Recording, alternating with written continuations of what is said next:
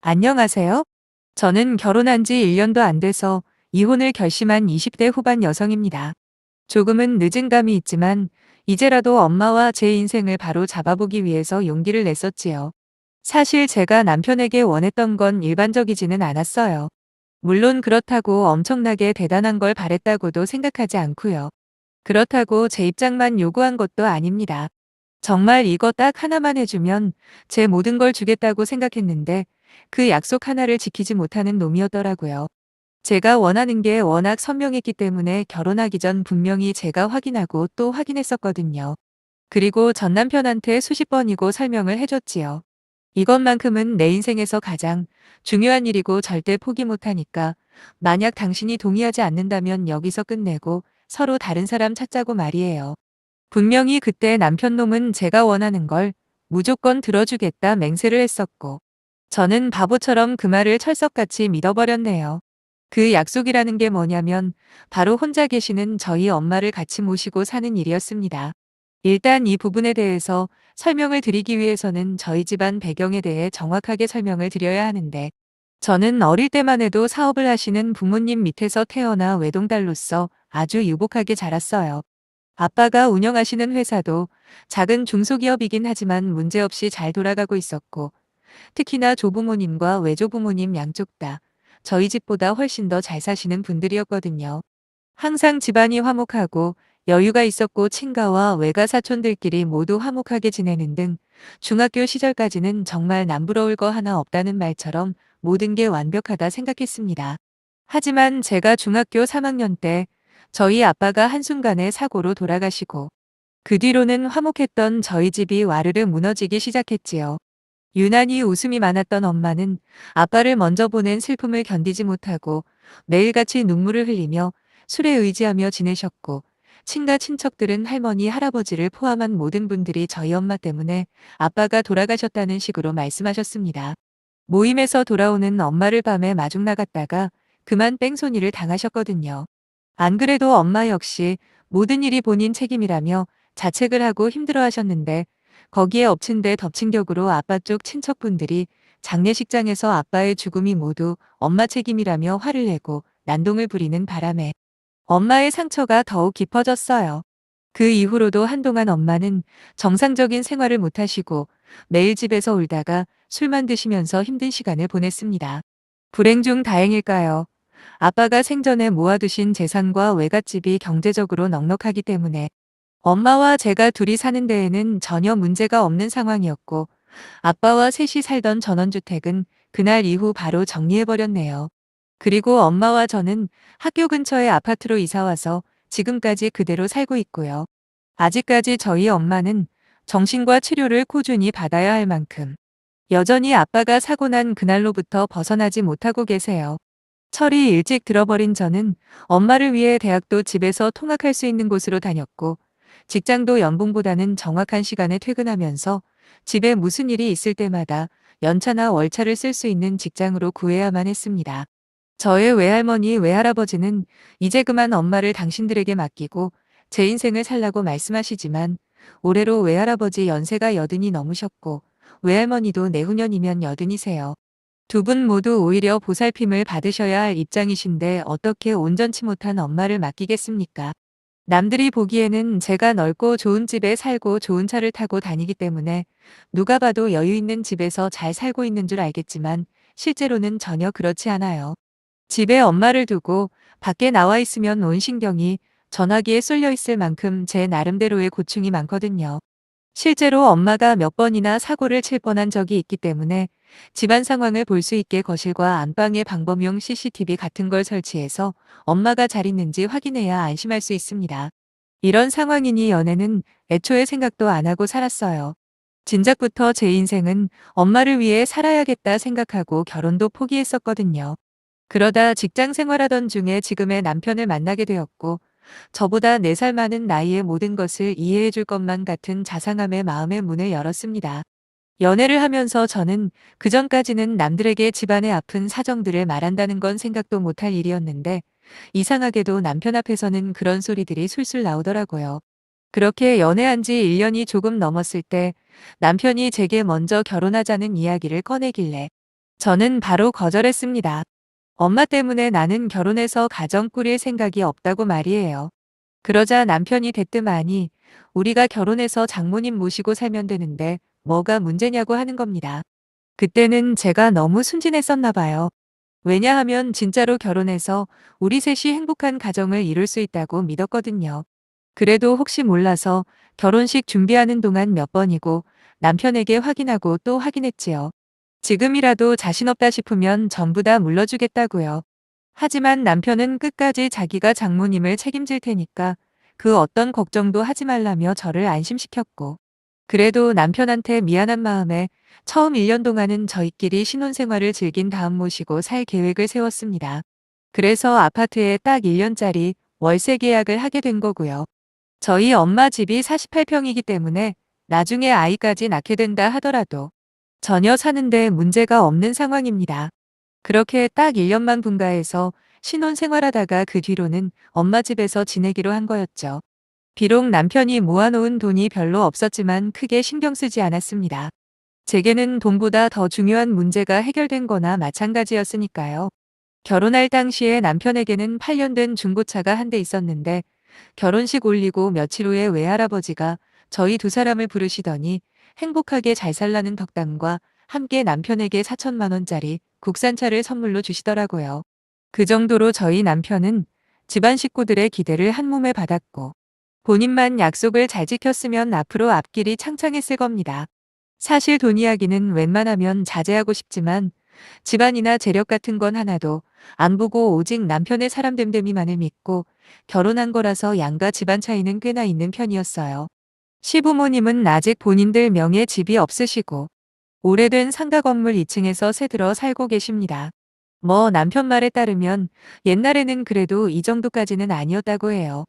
약 5년 전쯤에 사업하시다 싸그리 날려먹는 바람의 빚도 잔뜩 생긴 데다 아파트 전세금까지 날려먹고 가세가 확 기울어졌다 하더라고요. 그래서 저희 결혼할 때 남편이 모아놓은 목돈을 전부 시부모님에게 드리기로 결심한 거예요. 물론 결혼하고 나서도 남편이 버는 돈에 대해서는 전혀 터치하지 않겠다. 자유롭게 시부모님 용돈 드리고 능력되는 한에서 얼마든지 시댁에 지원해드려도 좋다고까지 허락을 해줬죠. 남편과 제 월급이 300 초반 정도로 둘 다 비슷했는데 사실 이 돈을 모아서 뭔가 목돈을 만들겠다는 생각보다는 제가 버는 월급으로는 저희들 생활비로 쓰고 남편이 버는 돈으로 어려운 시댁을 도우면 어느 정도 밸런스가 맞겠구나 생각했었어요. 솔직히 어떻게 보면 시부모님 입장에서는 멀쩡한 아들을 남의 집, 대릴 사위로 뺏기는 거라 생각할 수도 있는 거니까요. 엄마 재산이나 우리 외가 쪽 재산이 상당하기 때문에 당장 지금은 월세라 하더라도 집 문제도 걱정 없고 나중에 아이 태어나더라도 들어가는 돈이나 노후 문제 같은 걱정은 전혀 하지 않아도 됩니다. 그래서 딱히 월급에 목매달아야 하는 상황도 아니었고요. 처음에는 저도 시부모님에게 잘해드리려고 노력 많이 했었습니다. 제가 먼저 시부모님께 잘하면 당연히 남편도 저희 엄마를 한 번 더 생각하고 챙길 거라 믿었던 거지요. 그래서 바쁜 시간 쪼개서 찾아가기도 했고 친정엄마 선물 살 때는 반드시 똑같은 가격대의 선물들을 사드리기도 했었어요.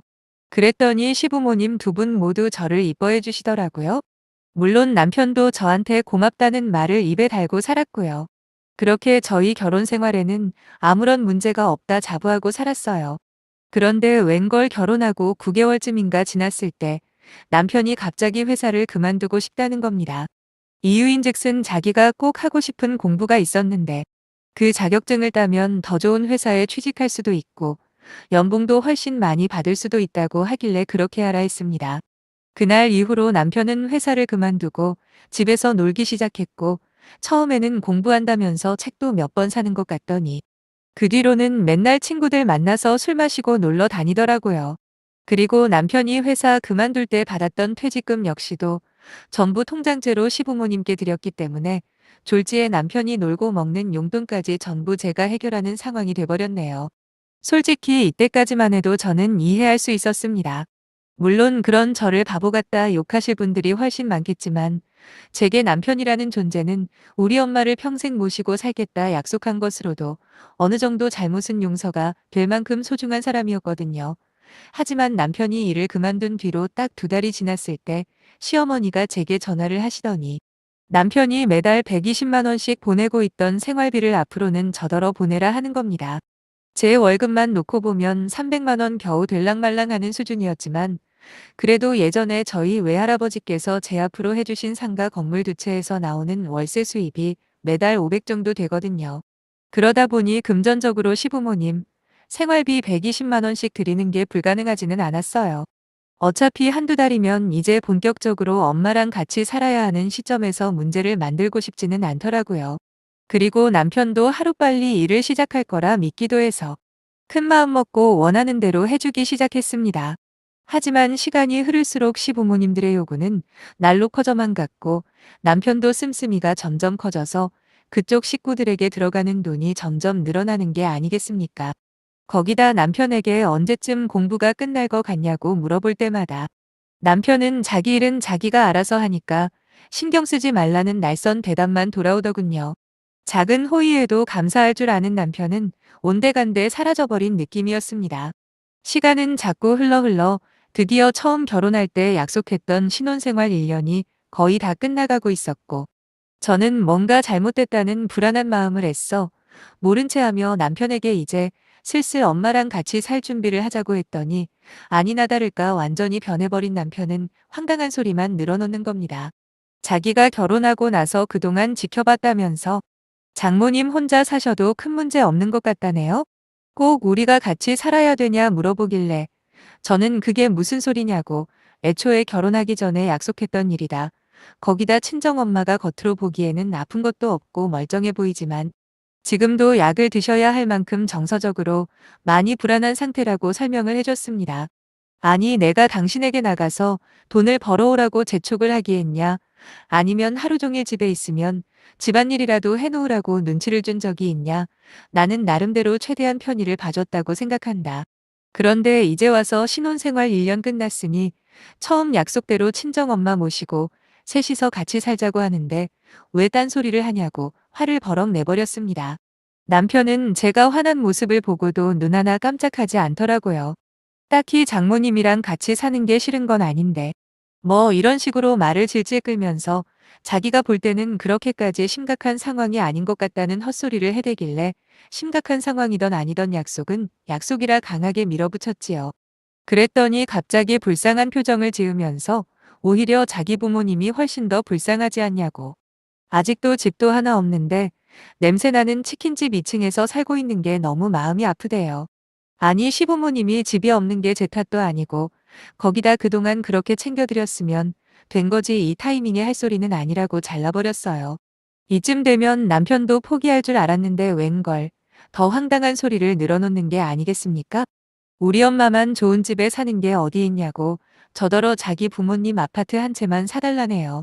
뭐 말로는 장모님처럼 넓고 좋은 집까지 필요 없고 20평 후반대 아파트면 적당할 것 같다는데 그러면 자기도 우리 엄마 모시고 살겠다는 약속을 지키겠답니다. 결혼 전에 분명히 장모님을 평생 모시고 살겠다고 수십 번이나 철석같이 다짐해왔던 인간이 이제 와서 마음이 싹 돌변해서 저한테 거래를 하자고 들 줄은 꿈에도 몰랐습니다. 정말 미친 척하고 양보한다 치면 시부모님이 아파트에서 못 살게 해드릴 것도 없는 일이에요. 집을 사드리는 거야 당연히 무리더라도 전세를 얻어드린다거나 제 명의로 집을 하나 산 다음 거기서 마음 편하게 살게 해드리는 방법도 있겠죠. 하지만 저는 남편이 진실된 마음으로 우리 엄마를 모시고 살길 바랬었지. 이런 식으로 주고받는 거래를 하고 싶은 생각은 전혀 없습니다. 남편 본인 놀고 먹는 한 달 용돈에 시부모 생활비까지 전부 제가 대고 있는 상황인데 여기서 집까지 내놓으란 염치가 어떻게 있을 수 있는지 치가 떨리더군요. 내가 생각을 완전 잘못했다는 깨달음이 그때야 찾아오게 되었죠. 처음으로 남편에게 화를 내며 말을 했습니다. 나는 내가 결혼해서 사위까지 한 집에 살면 우리 엄마가 행복하실 줄 알았는데 너 같은 인간 말종이랑 우리 엄마가 함께 사는 게 오히려 불행인 걸 알았다고요. 그러니 너는 이제 니네 집으로 꺼지고 나는 원래 내 집으로 갈 테니 이만 끝내자 했습니다. 합가고 뭐고 다 필요 없다고 그냥 이대로 이혼하고 관계를 정리하자고 말이에요.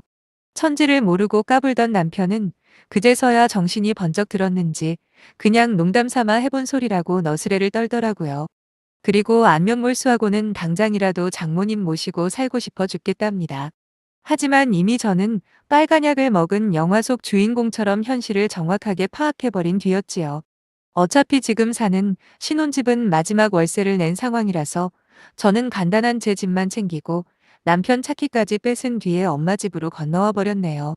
그 집은 어차피 가전제품이나 별다른 물건들도 거의 없기 때문에 남편한테는 남은 계약 기간 동안 살다가 알아서 때가 되면 니네 부모 집으로 기어 들어가라 했죠.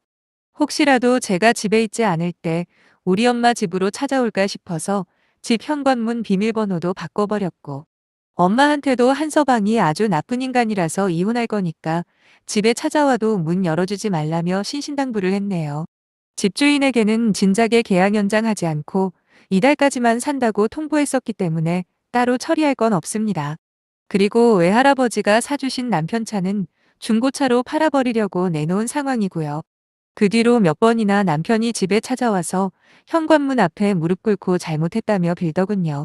거기다 시어머니한테 전화와서 자기가 앞으로 생활비 달라는 소리 절대 안 할 테니까 제발 이혼만큼은 다시 생각해달랍니다. 저는요, 진짜 그 사람들이 저와 우리 엄마에게 미안한 마음으로 저런다고 생각하지 않아요. 자신들의 잘못을 반성하는 게 아니라 오히려 돈줄 끊기게 된 자기들 처지에서 마땅히 저 말고는 매달릴 구석이 없다 보니 어떻게든 저를 붙잡으려 연기를 하는 거겠죠. 하지만 아무리 빌어봤자 소용없는 일이고 저는 협의 이혼이 안 된다면 소송이라도 해서 남편놈과의 관계를 완전히 끝낼 겁니다. 사람이 잘해줄 때 감사한 줄 알고 살아야지. 그동안 입 다물고 해달라는 대로 해줬더니 저를 세상만만한 호구로 생각했었나 봐요.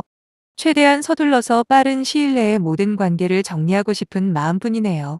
전 남편은 지네 부모 먹여 살리려면 지금처럼 탱자탱자 노는 건 불가능할 테니 다시 직장 구해서 열심히 일해야겠죠. 장모를 볼모로 잡고 자기 부모 집 사달라고 하면 제가 벌벌 떨며 사줄 거라 생각했나 봐요. 그딴 쓰레기 인성으로는 평생 그 모양 그 꼴을 못 벗어날 거예요. 본의 아니게 황금알을 낳는 거위 노릇을 했었는데 그마저도 배를 갈라버리니 어떻게 하겠습니까? 저는 그냥 우리 엄마랑 남은 여생 행복하게 사는 것만 생각하렵니다. 그럼 읽어주셔서 정말 감사드려요.